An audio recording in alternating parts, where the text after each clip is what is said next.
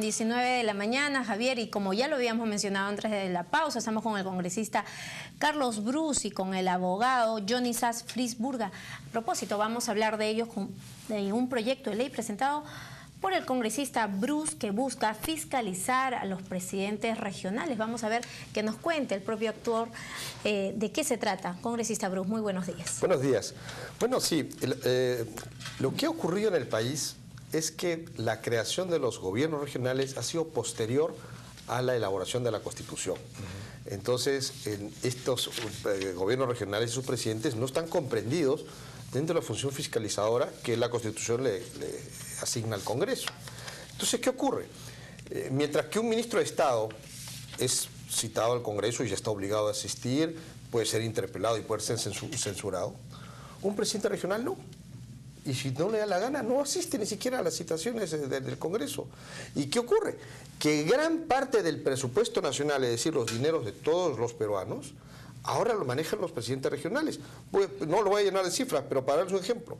Cusco tiene un presupuesto de 1.472 millones de soles. Casi el mismo presupuesto que tiene todo el Poder Judicial juntos. Es más presupuesto que los sectores de la PCM, Justicia, Agricultura, Energía y Minas, es decir, tiene más presupuesto que 11 ministerios, ¿no? Sin embargo, a los ministros sí se les puede citar e interpelar y censurar en el Congreso, pero al presidente regional no se le puede tocar.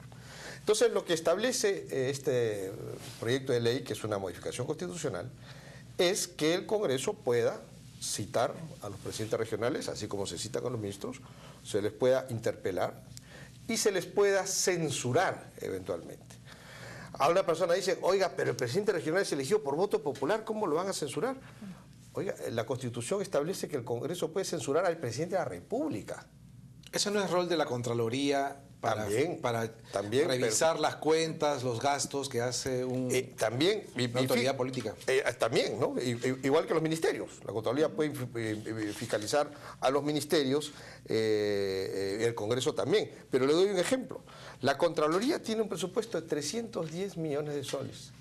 Mientras que el gobierno de Cusco tiene 1.400, el de Ancash 1.300, de La Libertad 1.200. O sea, son instituciones inmensas y además hay hechos políticos por los cuales también un presidente regional puede ser interpelado. O sea, el cuestionamiento va porque se ha hablado mucho de que los gobiernos regionales no saben ejecutar sus presupuestos. Por ejemplo, se leía, había un ranking de ejecución presentado hace varios meses por un congresista que decía que, por ejemplo, Pasco, Ayacucho, Huancavelica y Puno eran los que menos ejecutaban sus presupuestos, por ejemplo, por concepto de canon, que también es otro presupuesto. Así es.